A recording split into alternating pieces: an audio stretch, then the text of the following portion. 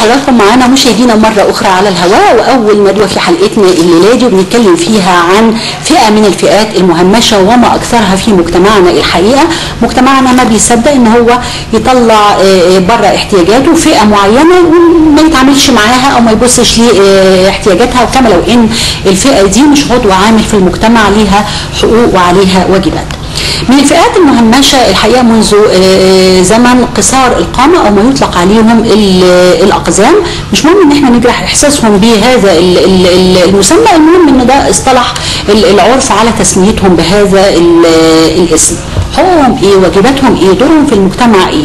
هم بيشتغلوا موظفين في كتير من الأماكن، دورهم فعال في كتير من الأماكن، بنطالبهم بحقوقنا عليهم في الأماكن اللي بيشغلوا فيها وظائف، لكن عمرنا ما انتبهنا كمسؤولين ايه هم طلباتهم من المجتمع ده وازاي ندمجهم في المجتمع، لان هم افراد في المجتمع، ربنا خلقهم كده لحكمه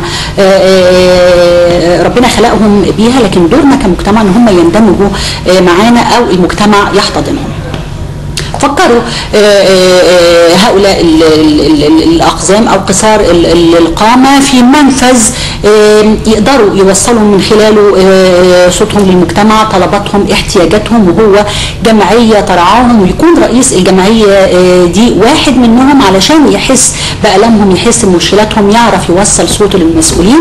يتبقى فقط ان المسؤولين تكون عندهم أذن تسمع، وقبلها يكون قلب يستوعب هذا الطلب أو هذه الفئة. معانا في استوديو الهواء أستاذ عصام شحاتة رئيس جمعية قصار القامة. أهلا بحضرتك معانا يا أستاذ عصام. أيضا أستاذة إيمان حسن رجب نائب رئيس مجلس إدارة الجمعية. أهلا بحضرتك معانا أستاذة إيمان. أستاذ كامل الجرحي عضو مجلس إدارة الجمعية. أستاذ حسن محمود المستشار الإعلامي.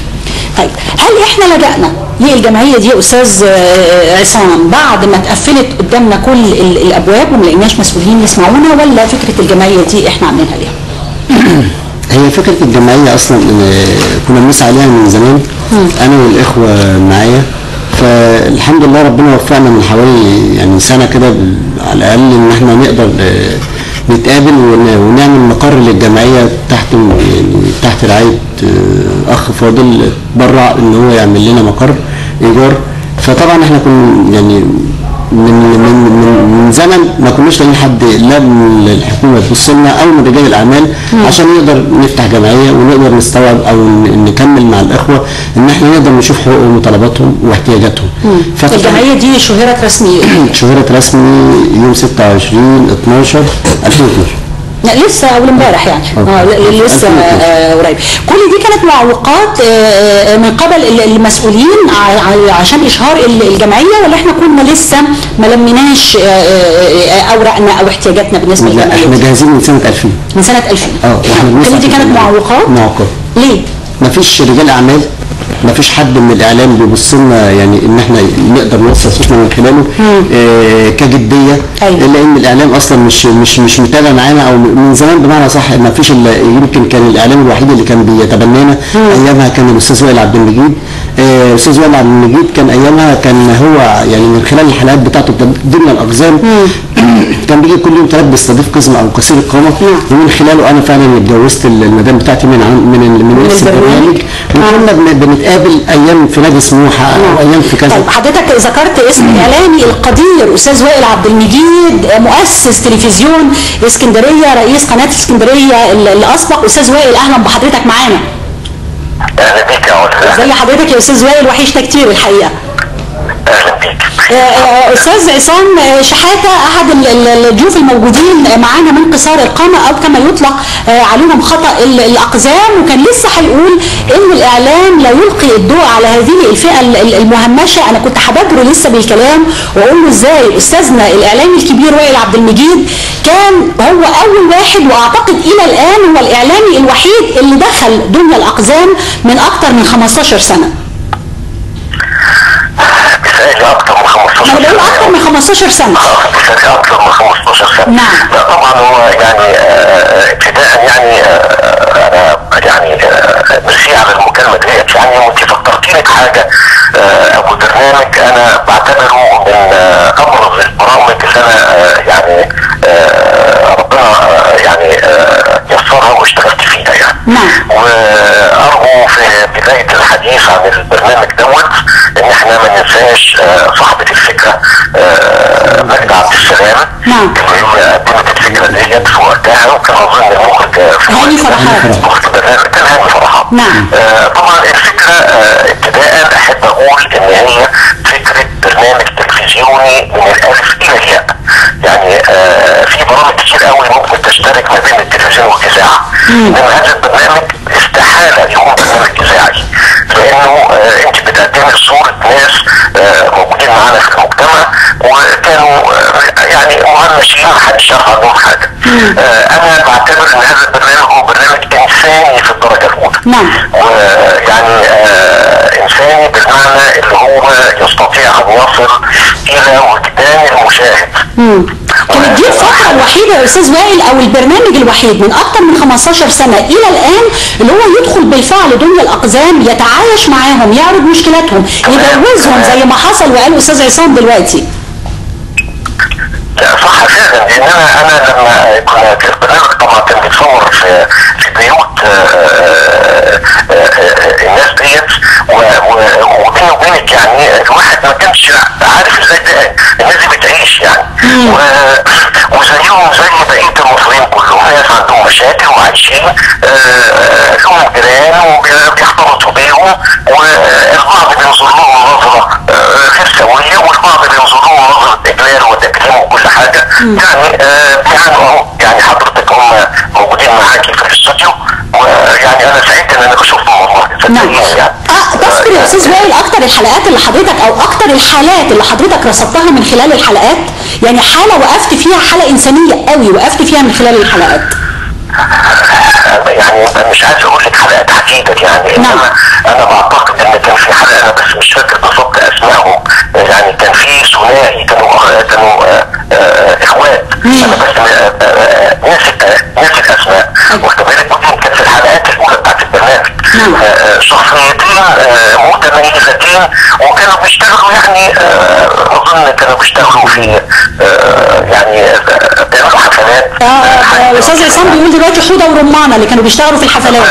حوده ورمانه يعني شخصيات يعني كانت محبوبه جدا. ويعني انا يعني كنت سعيد على فكره يعني ان انا بصور هذا البرنامج وان انا بلتقي بيهم، وانا كنت حريص ان انا اروح بيوتهم وادخل بيوتهم واسمع حكاياتهم فعلا يعني في غايه الانسانيه وتمس البشر مباشره يعني. وتستمر الاعمال الناجحه يا استاذ وائل على الرغم من مرور اكثر من 15 سنه، الا ان يظل البرنامج ده هو البرنامج الانجح في التعامل مع هذه الفئه المهمشه الى الان. هو في حاجه كنت عايز اسالك عليها يعني. انا ما اعرفش يعني هل البرنامج ما زالت منه بعض الحلقات موجوده في المكتبه عندكم ولا مش موجوده؟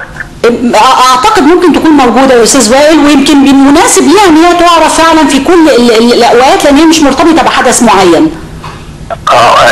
لذلك يعني هذا البرنامج يعتبر يعني لو كان موجود يعتبر من راس هذه المكتبه، يعني لا يمسح هذا البرنامج. نعم. لانه برنامج علامه في القناه الخامسه. نعم. زي بقيه بعض البرامج. علامه في التلفزيون المصري ككل الحقيقه. لا هو ما اتوجدش، لا هو كان في حصل في وقت من الاوقات في القناه الاولى ان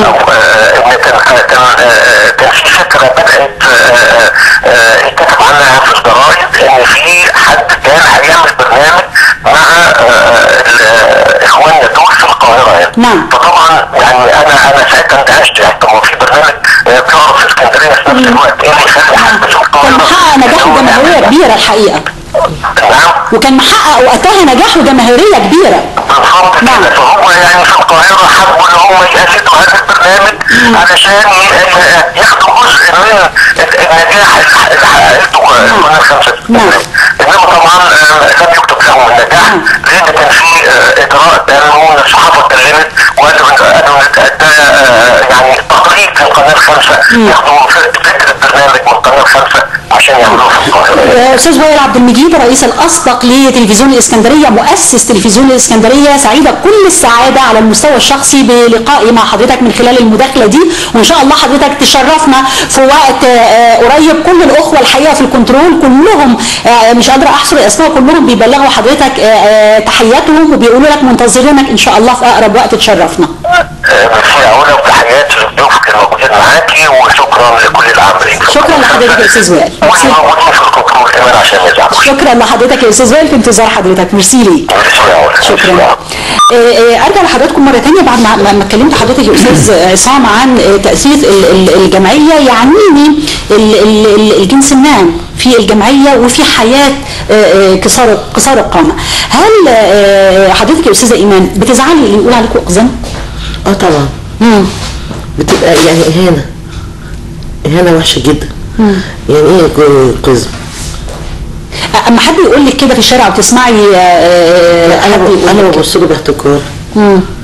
انت شايفه انك انت ما تنقصيش حاجه؟ انا الحمد لله حاسه ان انا ما فيهاش عيب. نعم. قولي لي بقى حضرتك نائب رئيس الجمعيه، دورك ايه كسيده متحدثه باسم كل السيدات قصار القامه المنتمين للجمعيه او حتى غير المنتمين للجمعيه؟ بتوصلي صوتهم ازاي وايه اهم مشكلاتهم؟ الصراحه يعني انا والاستاذه نسرين حرم الاستاذ عصام، احنا متخصصين للنساء في الجمعيه، بنشوف مشاكلهم، بنشوف هم محتاجين ايه، بنشوف رغباتهم ايه، بنقف معاهم، بنحللهم مشاكلهم، بنساعدهم في كل حاجه عايزينها. ايه مشاكل الستات بقى في الجمعيه؟ هم بيبقى زعلانين يعني ان هم ستات يعني، وبرضه بيمروا الناس اللي بيعكسوهم بناس بيعلقوا عليهم ويغلسوا عليهم بقى، مش بيعكسوهم. لازم في ناس برضه ما بتشتغلش بنساعدها اللي يتعاون معاها. احنا عاملين الجمعيه دي عشان الناس اللي ما بتشتغلش بنساعدهم، نشوف لهم طريق يشتغلوا فيه. اذا كانت متعلمه بنساعدها في الشغلانه، بنشوف لها اي شغلانه.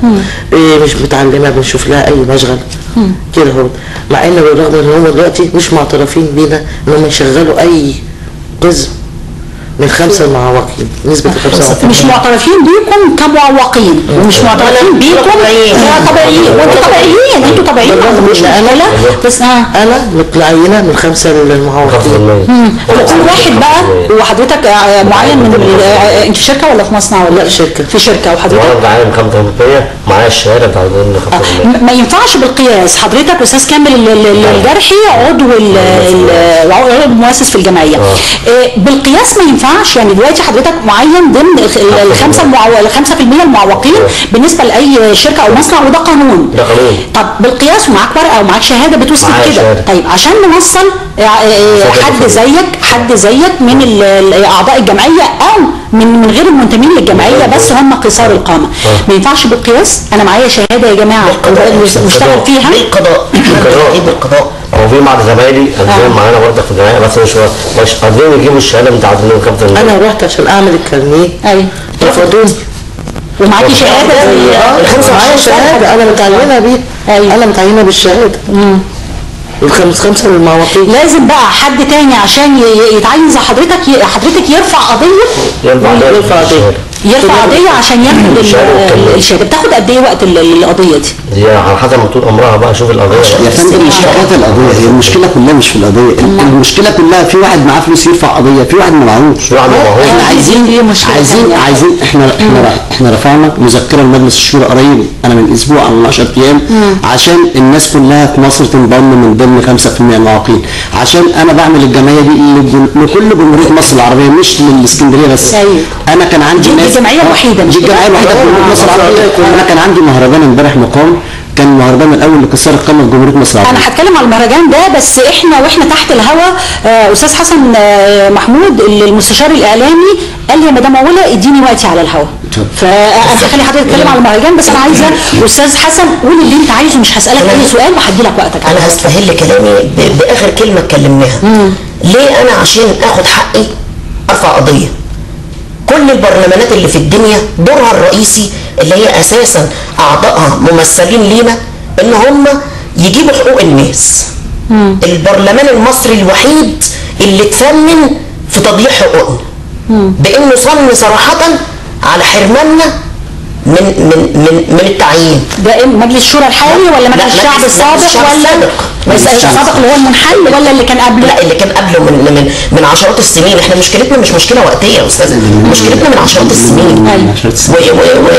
وكنا بنحاول ان احنا نلجا. طبعا كان الاعلام ما بيتبناش الحالات اللي زينا نتيجه لتدخلات امنيه زي ما حضرتك عارفه، وان احنا كنا نعتبر عشان ما نعملش صداع في دماغ النظام. نعم. انما دلوقتي كان املنا الوحيد ان الوضع اتغير بعد الثوره وبعد الانفتاح وبعد ان المفترض ان بعد الثوره كل واحد ياخد حقه مثلا. واتكلمنا مره واثنين وثلاثه في الاعلام وخاطبنا العديد من المرات للمسؤولين ان حد يرد علينا، ان حد يستجيب لينا، ان حد يتواصل معانا. طيب انا برضو هقف برضو عند الجزئيه اللي قلتها لي واحنا تحت الهواء يا استاذ حسن، وقلت لي اديني فرصتي ان انا اتكلم، وانا مصر ان انا ما اسالكش وعايزك تاخد فرصتك كامله. شوف الكاميرا معاك، شوف انت عايز تكلم مين، شوف ايه المشكلات اللي انت عايز تقولها، شوف انت عايز تخاطب ايه اللي انت عايز تقوله، الكاميرا معاك. اولا يا استاذه احنا بنبدا ان احنا فئه مهمشه في المجتمع. مفيش اهتمام بينا في كل حاجه، ولا في تعيين ولا في اي خدمات بتوصل للمعاقين. ان احنا الجهات الطبيه والجهات الرسميه غير قادره على تصنيفنا ان احنا ولا اشخاص طبيعيين ولا اشخاص من ذوي الاحتياجات الخاصه. على سبيل يعني بيتقلبوا ايه؟ بيتقلبوا انتوا مش موجودين في اللائحه التنفيذيه، مش موجودين في قانون الحياه. القانون من 4 سنين، مش في قانون من 4 سنين منع قصار القامه او الاقزام ان هم ياخدوا حقوقهم زي المعاقين. ده من 4 سنين لسه. جميل، خدوا حقوقكم زينا. يعني بلاش تاخدوها زي المعاقين لان احنا مش معاقين، احنا مش طبيعيين برضه يا استاذ. احنا يعني على سبيل المثال انا الفكره في ايه؟ انتوا دلوقتي مش عايزين تدونا حقوقنا كمعاقين، طب ادونا حقوقنا كناس. حضرتك الموضوع في خلاصه في جزئيتين. يعني مثلا في حقنا في التعيين، لما بنروح نتعين سواء في شركات قطاع خاص، بروح انا اتقدم لشركه القطاع الخاص. القطاع الخاص بيعمل مفاضله بيني وبين الشخص الطبيعي. القطاع الخاص زي ما حضرتك عارفه اهم حاجه عنده ان هو يستفيد من العامل او من الموظف اكتر استفاده ممكنه. فطبعا مين الكفه الربحانه؟ الشخص الطبيعي. بيرفضني انا او بيتحدد لي انا باي شكل من الاشكال وبياخد الشخص الطبيعي. عمر ما حد مننا بيتعين في قطاع خاص. علاوه عن ذلك القطاع الحكومي والقطاع العام، انا عشان اخش قطاع حكومي او قطاع عام لابد ان انا احصل على شهاده تاهيل مهني. بروح شهاده التاهيل المهني للجهات المعنيه والجهات المختصه، بيقول لي انت مش منصوص عليك في القانون ان انت شخص من ذوي الاحتياجات الخاصه. طب القانون ده صنفني مش قادر على تصنيفي. هو ما عندوش القدره. ما هو هو بيشتغل وفقا لقانون وبيشتغل وفقا للائحه التنفيذيه. انا القانون منصوص عليا صراحه، القانون المجحف لحقوقنا كلنا لا يحق لقصير القامه ان هو يتعين ضمن 5%. خلاص عيني ان انا شخص طبيعي وصنفني ان انا شخص طبيعي. ما ينفعش لان في اعمال هيقول لك مش مناسبه بالنسبه لي. مظبوط. والكلام ده اتصور برضه واتعاد في حصولنا على سيارات مجهزه. رحنا قدمنا في المرور ان احنا نحصل على سياره مجهزه. حضرتك لما بتروحي تحصلي على رخصه او تشتري عربيه مش بتروحي تجيبي شهاده رمد وشهاده باطن وتخشي للمرور. انا عملت كده، خدت شهاده رمد وشهاده باطن ودخلت للمرور. قال لي لا يا ابني انت قدام مني شخص غير طبيعي، انا هحولك للكوميسيون الطبي العام. الكوميسيون الطبي العام يبت في امرك. رحت للكوميسيون الطبي العام. الكوميسيون الطبي العام اجرى الكشف التام عليا ورفضني. لاني قلت له طب انا عايز، انا من حقي. انت حاله خاصه ولا ذوي احتياجات خاصه ولا انسان طبيعي، انت حاله خاصه مش منصوص عليا بتاتا يا استاذه. مش من حقي ان انا اركب عربيه، مش من حقي ان انا اتعين، مش من حقي ان انا اعيش، مش من حقي ان انا اعيش. ما فيش ولا واحد فيكم ليه رخصه خالص. يا فندم هو قانون، بقول لحضرتك قانون ماشي في البلد على الجمهوريه كلها ان الاقزام او قصار القامه ما لهمش ان هم يطلعوا كارنيه التاهيل المهني للمواصلات ولا لهم شهاده التاهيل المهني عشان يشتغلوا بيها. طيب حضرتك يا استاذ عصام قلت لي من شويه ان كنتوا خاطبتوا مجلس الشعب. انا بعت مذكره لمجلس الشعب. ده كتير. احنا اخر مره بعتنا مذكره لمجلس الشعب عشان ننضم تبع فئه 5% من المعاقين. كلمت الدكتوره هاله مسؤوله المجلس القومي للمعاقين، كانوا في اجتماع واديتني المحامي على التليفون قالت لي والله احنا بنسن قانون ليكم خاص ان انتوا تنضموا تبع 5% من المعاقين. قلت فيه امتى؟ لما يتعين مجلس الشعب. انا عايز اعرف طب ما هو مجلس الشورى بيسن القوانين يا جماعه. مع احترامي لحضرتك، انا دلوقتي مجلس الشورى الحالي مفوض بكافه صلاحياته لاستصدار القوانين. استصدار القوانين. ايه العجب في القانون ده او ايه المشكله في القانون ده؟ هل هي مراحل ولا طياره مجهزه؟ هنعمل خلل في الاقتصاد. احنا لما هنعمل خلل في الاقتصاد القومي. انا عايزه المشكلات دي مش هتتحل بيوم وليله، وانا عايزه يبقى في وقت متسع اكتر، فاستسمحكم تشاركوني مش الخميس الجاي، الخميس اللي بعده هنتكلم بشيء من التفصيل. بس قبل ما نختم عايزه اعرف المهرجان اللي تم امبارح خاص بايه؟ هو المهرجان اللي تم امبارح خاص بقصار القامه بجمهوريه مصر العربيه كلهم. جالنا ناس من القاهره، وجالنا ناس من الفيوم، وجالنا ناس من كفر الشيخ، وجالنا ناس من اسماعيليه، وفتحنا اول فرع للجمعيه ان شاء الله في اسماعيليه تحت رعايه الدكتور عبد العاطي. طبعا هو جه كرم الام المثاليه عندنا امبارح، ام الاقزام، وانا كرمت بقيه الامهات امبارح كلها واعطيتهم شهادات تقدير من الجمعيه طبعا للاهتمام بيهم ولرعايتهم ان شاء الله. فاحنا كان قصدنا من المهرجان ان احنا نوصل صوتنا للمسؤولين ونوصل صوتنا لرجال الاعمال، لان ما فيش حد من رجال الاعمال المسؤولين السامعين او انتوا صوتكم مش عالي. يا فندم احنا قنوات ياما وطلعنا في جرايد ياما. احنا كان بينا الكيل وزهقنا من الظهور في الاعلام. احنا زهقنا. يعني حضرتك لما تكرريش مننا. انا عايزه اطلب منكم حاجه. هل 15 يوم هل 15 يوم يكفي ان احنا مثلا نقابل المحافظ لو كان المحافظ في فندم؟ انا قابلت المحافظ من حوالي 20 يوم او شهر ودخلت له وقلت له سيادتك احنا عايزين قطعه ارض على المحموديه لنادي ترفيهي. انا قلت له كده لنادي ترفيهي للجماعه دول اللي هم مش قادرين يطلعوا من كبوتهم ومش قادرين يواجهوا المجتمع. انا الموضوع ده ما يخصنيش، الموضوع ده يخص وزاره الزراعه. يا فندم طب ما هو في جمعيه التنميه البيئه واخده وعامله يعني بيعملوا قاعه في ابو سليمان بيعملوا قاعه افراح. يعني طب احنا قاعه افراح ولا نعمل احنا مشغولاتنا اليدويه ونعمل مشغل ونعمل ضبط حسن القوم ونطلب حاجه بالقياس. انا بطلب مكان معين. بقول لحضرتك كان رد المحافظ ايه وانت بتطلب حاجه بالقياس؟ ما انا بقول لحضرتك كان رد وقال لي سيب لي الطلب وانا هشوف، ولغايه دلوقتي سياده المحافظ ما ردش عليا.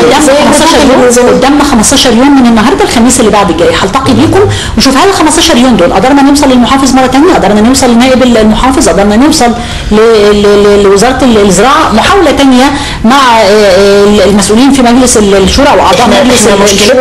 في الشورى يا استاذه، ومشكلتنا المشكله دلوقتي حاليا في الشورى. احنا مشكلتنا عشان سن قانون 5% المعاقين على مستوى الجمهوريه. احنا مش عايزين نتكلم لينا، احنا بنتكلم انا مع حضرتك على مستوى الجمهوريه ككل. هلتقي مع حضراتكم. يعني انا بحاول اعمل شغلي الحقيقه من خلال البرنامج، وامل ان اي من المسؤولين اللي بيتابعنا يحاول برضه يعمل شغله، لان دول زي ما قلت في البدايه ربنا خلقهم لحكمه هو يعرفها، خلقهم على هذه الشاكله. عندهم عقول بتفكر زينا، عندهم قدرات مهنيه ان هم يشتغلوا زينا. ما نطالبش بحقوقنا منهم لما يجوا بيشتغلوا في شركه او مصنع، وابسط حقوقهم ان هم يتعاملوا كادميين. احنا كمسؤولين كاننا بنمن عليهم بالحقوق دي. خلال ال 15 يوم احنا كاسره برنامج هنحاول نتواصل مع المسؤولين، هم كجمعيه يحاولوا يتواصلوا من ناحيه ثانيه. نشوف خلال ال 15 يوم هل قدرنا نوصل لحاجه. انا من دلوقتي مش متفائله قوي، لعل الله يخيب ظني ويكون خلال ال 15 يوم يحصل لهم اي حاجه حتى وان كانت بسيطه بس تنذر بامل قريب. امل. استاذ عصام عندك كلمه اخيره؟ استسمعك يا فندم، اسيب رقم التليفون برضه عشان لو حد عنده تعليق او حد عايز يتصل بيا مباشره. رقم التليفون كام؟ 0128 120 23 75 ومقر الجمعيه 7 شارع المحمديه بالرمل الميري قدام محطه الرمل. او الاتصال بالقناه الخامسه واحنا هنوصلكم بيهم اتصال بتلفزيون الاسكندريه. استاذ عصام شحاته رئيس جمعيه قصار القامه، استاذه ايمان حسين رجب، استاذه ايمان معلش العتب عن نظر ايمان حسن رجب نائب رئيس مجلس اداره الجمعيه، استاذ كامل الجرحي عضو مؤسس الجمعيه، استاذ حسن محمود المستشار الاعلامي. كل الشكر لوجودكم، وان شاء الله خلال ال 15 يوم كلنا نعمل المساعي لعل وعسى نوصل للمسؤول عن حل المشكله. الفتره الجايه ان شاء الله احنا ما عرفناش نتكلم او ان احنا ال 15 نعتبر لقائنا بعد 15 يوم هتكون ندوه خاصه ليكم، مش هيكون لنا اي ندوه غير وجودكم. عبد الله يا ريت نفتكر الكلام ده. هتكون الندوه خاصه فقط باخواتنا من قصار القامه يعرضوا مشكلاتهم ونشوف المسؤولين عملوا ايه في خلال 15 يوم. بعد الفاصل مشاهدينا هتواصل مع حضراتكم مره ثانيه.